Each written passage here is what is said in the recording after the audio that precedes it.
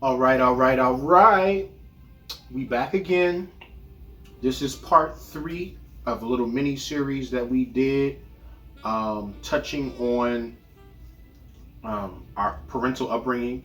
Um, the first part was my wife's upbringing. The second part was mine. This part is going to be how it shaped our personalities and how we impart wisdom onto our children and exactly what that wisdom will be. Um, but before we get too far, if you don't know already, I'm KJ. I'm Taryn. And our channel is focused on education within the so-called Black community. We kind of started everything off with videos focusing on our NICU experience.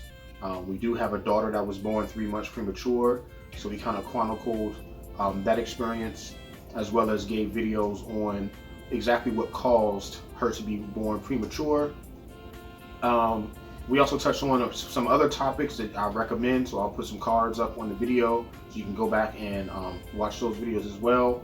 But without further ado, without getting too long-winded, let's jump right into this one because it could go a little bit long. So kind of do a little recap. Okay, so basically we just talked about my biological father, Mr. E, is what I call him, and how he left when he did, came back the way he did, and left the way he did. So if you remember from the other video, one of the 21 questions video, one reason why me and my wife was attracted to one another was because everything was mirrored in our life. So she just told you how it was for her, it was her father that left. For me, it was my mother that left. She left when I was 8, so I did have her around for 8 years, which, as you'll see later on in this video, is part of the reason why I am the way I am, because having a parent leave and you have no contact with them. I'm 35 now, so no contact. The last time I spoke with my birth mother was, I was 26, 27. So it's going on quite a while. I mean, that contact was very brief. If you want to, get more details on that, watch part 2 of this. So, baby, how did Mr. E, how did that experience kind of turn you into this beautiful woman that I have sitting next to me? So, really, I'm an introvert to like the public. If you know me, then I'll be, well, I'm not really extra, but like I just stay to myself. I've always been that way. I've always stayed to myself. It's just interesting because I've had to like learn how to love myself. Not saying like I had to learn my self-worth. Because I loved me, but because I felt that because the person that helped create me didn't even want me, who would want me? And then it made me feel like, okay, I have to make people want me. And so then I would do certain things for, a guy that I was interested in or whatever the case may be. Like I said, I was going through a stage of being promiscuous. I made sure that he would want me. He would call me back in whatever ways that may be. And I made sure that I was the only one that would be like the one that he would call. I'm not going to go into many details. We don't keep it G-rated. I had a battle of like understanding my worth.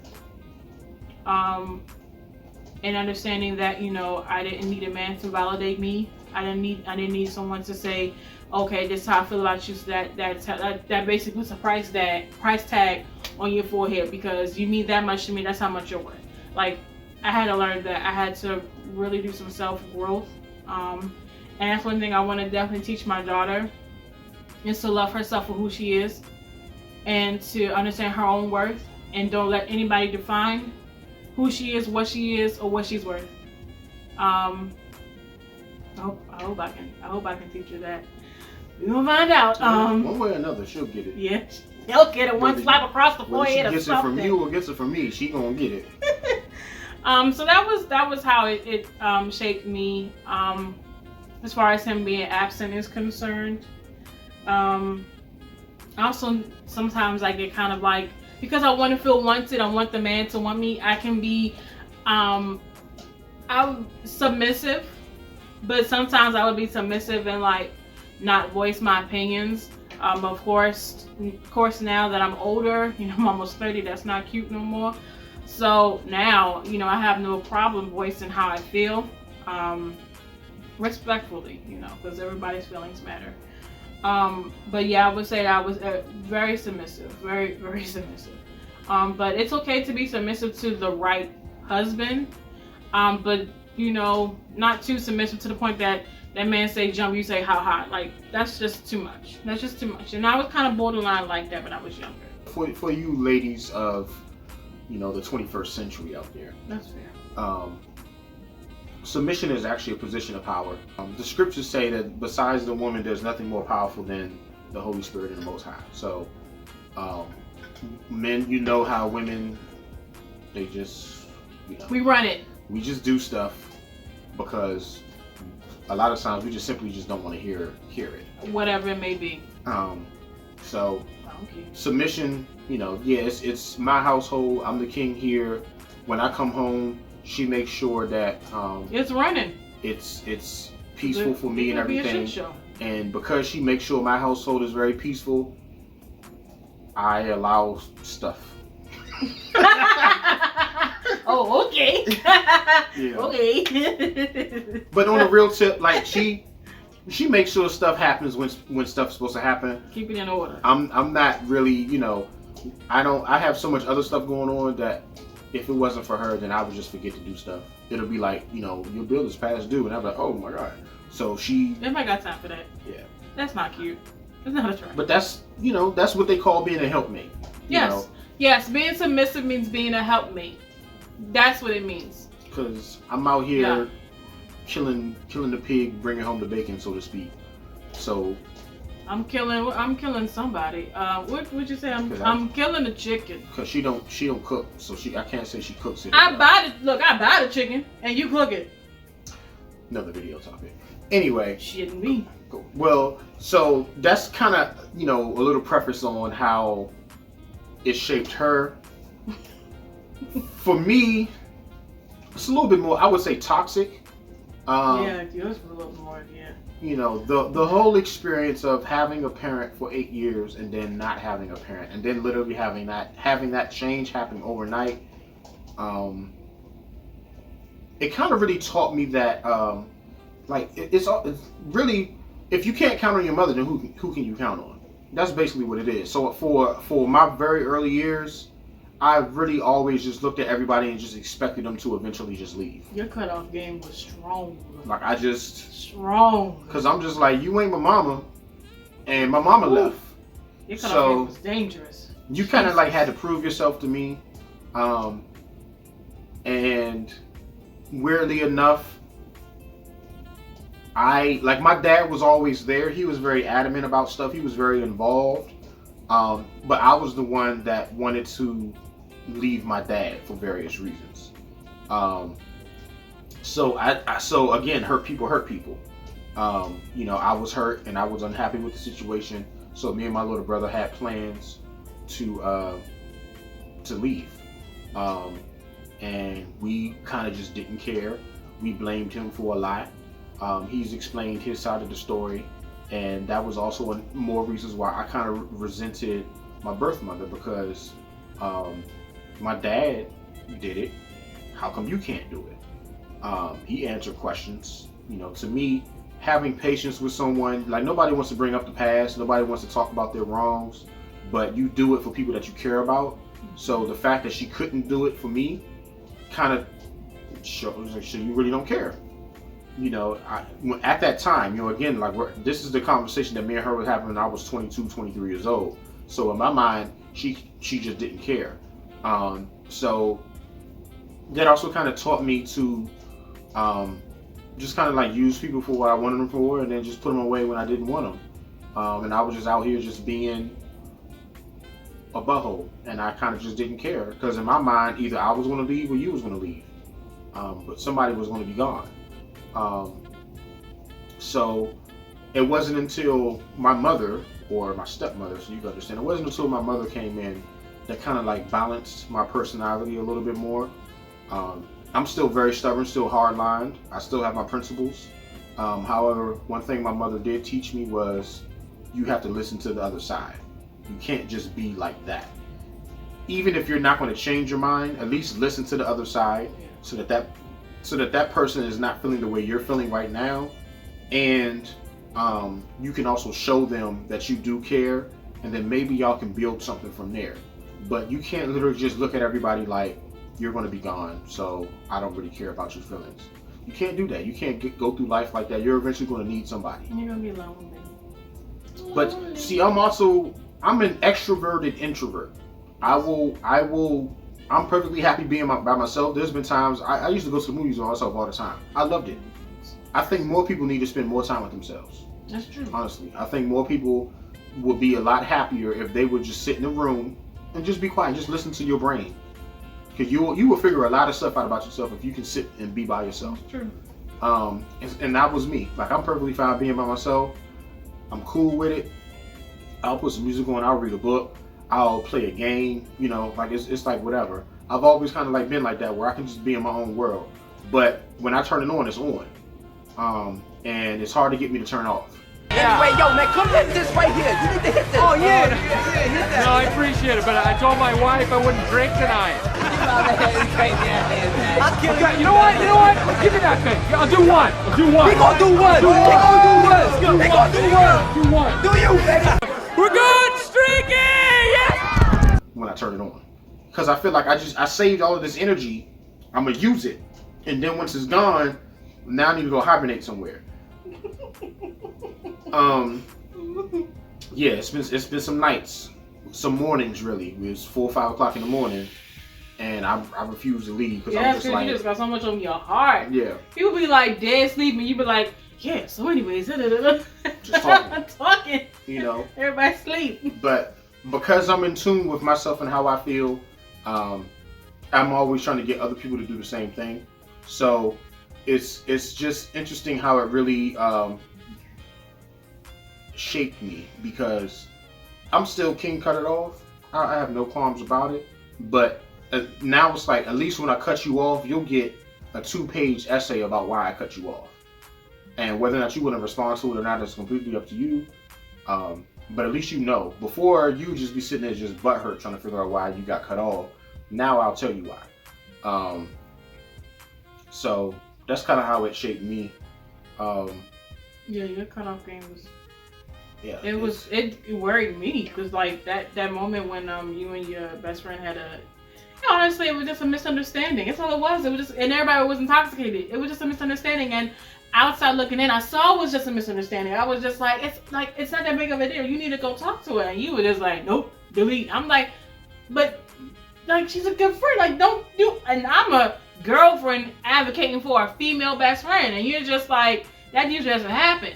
And so this person must be a great friend for me to advocate for this person. And he was just like, nope, I don't want. I'm like, oh my God. And that concerned me as a potential wife to him, to be like, dang, if you cut off somebody like that's a good person to you this fast, well, what are you going to do to me? That turns into the situation of, like your mother said, you're going to end up a lonely motherfucker. That's what's going to be. So that concerned me. And you know, that when you made up with her, like you actually listened to her and you like saw there was just a, you know, really a misunderstanding, that let me know that there was hope. Because that was a major red flag for me. Like, it was really concerning. But you know, y'all made up. I think or at least at that point, I was always kind of expecting someone to show their true self, and I was always kind of like, see, I knew it was there, and then that's the reason why. Trust problems. Yeah, I mean, but who wouldn't? You know, who wouldn't? Yeah, Your mother just walk away and, you know, leave you, you know, where I was. Yeah, you know, I guess you could say trust issues. Yeah. And it was always skewed, because then on top of the trust issues, then I was raised by the enemy. You know, the reason why it was like the person that caused everything is now the person that's also raising me. So a lot of people used to think that, you know, I was like brainwashed or something like that because I like my birth mother's side of the family, like they also all disappeared. So it wasn't just my birth mother disappeared; that whole side of the family just kind of disappeared. But little did you know when you met them and got to know all of it. Yeah, it was. There was a reason why. I ended up cutting all of them off too. They was all very toxic. When I was living over there, I was changing. I was. I was doing stuff that I've never done before, and I didn't like it. I didn't like it at all. Yeah, it was very you know, and then that energy is horrible. That energy is horrible. It's a whole bunch of skeletons in the closet over there. And nasty, ugly skeletons.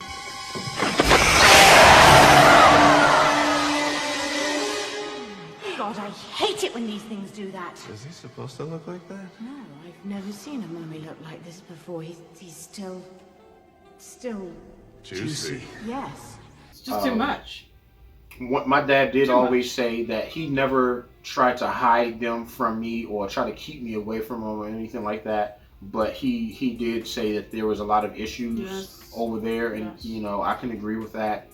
You know, being older and moving back in and being around all of my cousins and stuff like that, you know, after all of those years, especially at that age, you know, I was at the party age and stuff like that, so people would come over and it was just doing certain things, and you know, I was all with it, but it wasn't good. It wasn't healthy at all.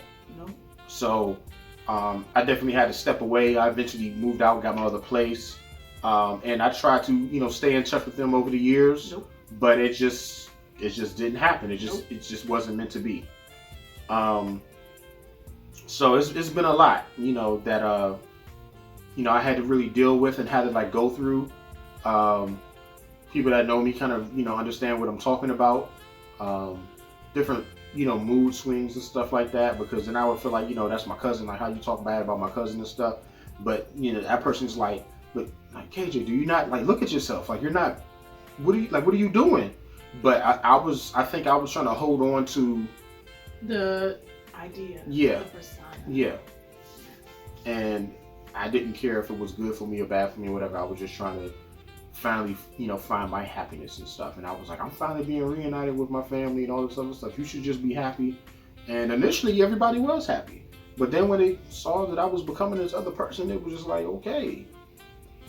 One thing that I did appreciate, again, it was a mirroring effect. As I became closer with your family, everything really just balanced out. Mm-hmm. Your family was accepting and loving, especially your dad. Even with that whole misunderstanding. Yeah.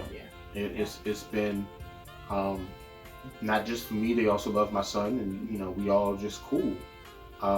So it really gives me a picture of how a family unit is supposed to operate, because I kind of didn't really have that, especially on my side. Again, like I said, everything is mirrored. Her family operates. Fortunately, my family, we don't operate. We're a bunch of scattered people with the same last name. And that's not how it is over on her side. We actually like each other a little bit. And even when they have disagreements, they talk about it. Yeah. We have a cut it off mentality on my side. That's really bad. And not even really a cut it off mentality. It's more so some people have a cut it off mentality, and other people will just be like, I'm gonna go over here and sit down. And they just won't get up. And so years pass and they're still sitting over there. And you know, it just doesn't really work. Mm-hmm. It's just toxic. Like, you know, no one's perfect. We're all humans, and no one's perfect. But it's just like, because, and that's why family means so much to me. Like, you know, like especially with this whole pandemic and everything that happened. Like our family, I'm gonna say our family, my family. I think it's our family. They really looked out for us, and that's why family means so much to me. Because don't nobody got your back like your family. Don't nobody look out for you like your family. And so that's why friends to me, you know, how do you spell it? I don't know that. I know family. And because family has proven to me and to us that they gonna have our back. Whether family is, you know, a neighbor that I've known for 20 years, or whatever the case may be, or a schoolmate that I know for 25 years, like, that's family at that point, because your actions tell me that you're gonna look out for me. Loyalty to us is everything. So, like, that's why like your cutoff mentality is so strong, because loyalty means too much to us, and that's why like your family and everything, like your side of the family, and your birth mother's side of the family, it was just, there's a reason why you weren't over there. There's a reason why God took you out of that situation.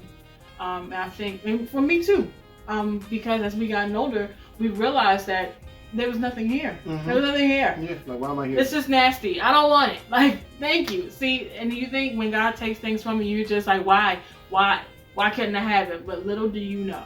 Little do you know. And so when you find out the truth, you're like, oh, thank you. Like, you know, so like when you were with them, I had a respect that, you know, you was able to, you know, whatever questions that you had, I had to give you a space to find them. But I was hoping that it would make you a better person than it did. Because it was either going to go two ways. You either going to go down the road that they were going, which was definitely some of them not good, or you was going to come out a better person of it. And you came out a better person. So I had to just give you a space. And just hope that you would get yourself together. Yeah. But they was on some other stuff. So, and yeah, so, and it makes you think like, okay, like for me, for Mr. E, like, I didn't even get a chance to know what it was like. But with you, you knew what it was like, and it was snatched from you. So, you know, it's just like which situation is more jacked up than the other. Yeah. So, you know, it's like my early on, and even really still now, like my definition of family is just anybody that just rides for you and is willing to die for you and stuff. You know, on my 30th birthday, everybody that I loved was there. And it wasn't a lot of people, but it was enough love. Yeah. Even. And we, at a certain point, we all sat in a circle and we was playing a drinking game or whatever. And I just looked around and I was just like, yo, like this is my circle, y'all my family. Like this is it. And everybody that was there in that room, at one point or another, we were all close. We kind of cried together, we bled together and stuff like that. So we still family. Yeah. Different paths, but we still family. Even people that I'm not really blood related to, you know, like my best friend, for example, she's always been there. You know, pick up the phone, let me borrow her car when I need to borrow the car. You know, watch my son for me. Yes. But every time it's a shit show. You know, just you always push through. Thank you. we thank you. So you know, people, and that really helped me to kind of like, you know, start trusting people again. Was to see that you know, you can reach out, that there are people that you can, you know, trust on. And even certain people that you might not talk to, you know, like one of my my big cousins, you know, he helps me out all the time with my business and just with anything, with my credit, you know, just anything. You know, he drove, literally got off from work at like 8 o'clock in the morning, drove all the way to Annapolis to pick up some supplies for me and brought it to my house, and then went back home to Jessup, Maryland one day. And he did it because it needed to be done. He didn't complain about it. He didn't ask for any gas money, nothing. He just did it. So, you know, early on, like when I was younger, me and this particular cousin, we weren't really close like that, you know, but now we talk every week, you know, multiple days during the week. Like we're always talking, if it's business related, if it's personal, whatever it may be. He's always checking in on me, I'm always checking in on him. So if there's anybody in your family that, you know, you just realize, like, you're right, I really don't talk to this person, just reach out to them. Yeah, because you just never know how they're going to change your life, how y'all might change you both, like both y'all lives. Right. You just never know. Just reach out to them, and that's one thing that being around, you know, her family and having her family become my family has really taught me is sometimes you can't really just be so rigid. Sometimes you have to be willing to go with the flow a little bit and accept things, because nothing is going to stay the same. Everything is going to change, and just be more open to stuff. Because I'm pretty sure they look at me and they think some of the things that I do is pretty crazy, and I will say some of the things that they do I think is pretty crazy. Hey, you know, but it's okay. You know, we still accept one another. We just know that at a certain point in time, I'm probably going to get up from the table and I'm just going to leave because I'm not cool with it. And they don't say anything about it. They just be like, all right, you know. So it's cool. So it's very interesting to see like how me and my wife have started at one point certain things we used to do, and we do things completely different. But I wouldn't trade anything. You know, I needed all of those experiences to be where I am now. If for nothing else, to be able to look at my children and be like, no, you really don't need to do that, because you know what, I did it and it didn't work for me, and I did it a few times from a few different angles. I done tried it 6-7 different ways and it just didn't work. So it's not going to work for you. That's what we as parents need to have as a perspective to give to our children. And share your mistakes. Don't hide your mistakes. Yes. Don't tell them the mistakes after they already made them. Right. Okay, it's pointless at that point. The damage is already done. Let them know your mistake. Share it with them before it happens to them, because majority of times they're going to do it as well. It's going to happen. They're but if you say, on social media or something. Right, if you say something though, it might change their perspective. It may change their pathway, and you just never know. If you don't say anything, don't be mad when they all hit you in your face. Don't be mad. Don't be mad. So. And remember that they're still children. Put yourself in their shoes back when you were their age. Be the parent that understands where they're coming from. Because you were their age one time. Don't act like you forgot. It took your parents 5-6 different times to tell you, so tell them 5-6 different times. Tell them 7-8 different times.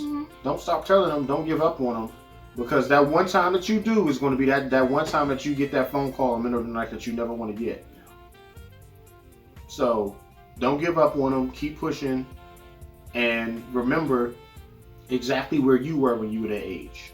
Especially if you were in a similar situation. Maybe it didn't work out. Maybe you did get married and you had a kid, and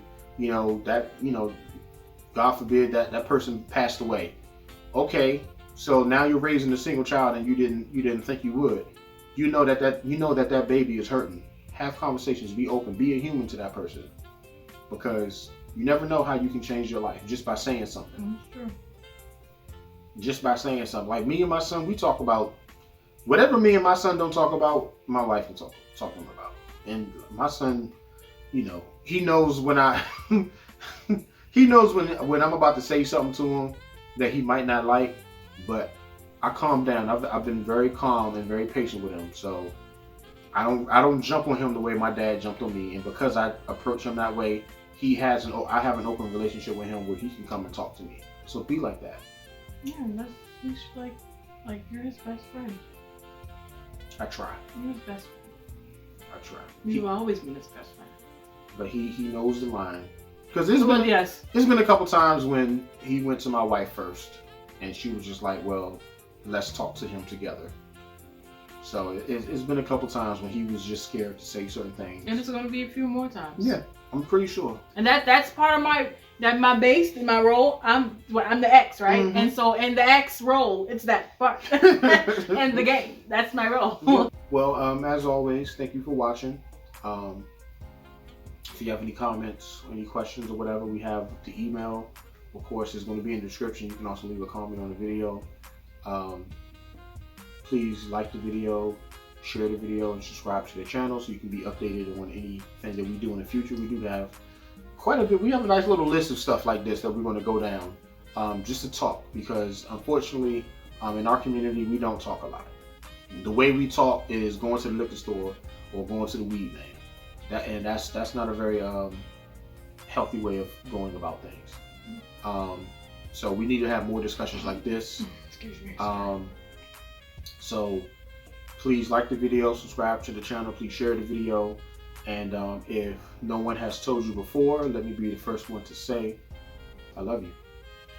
Bye.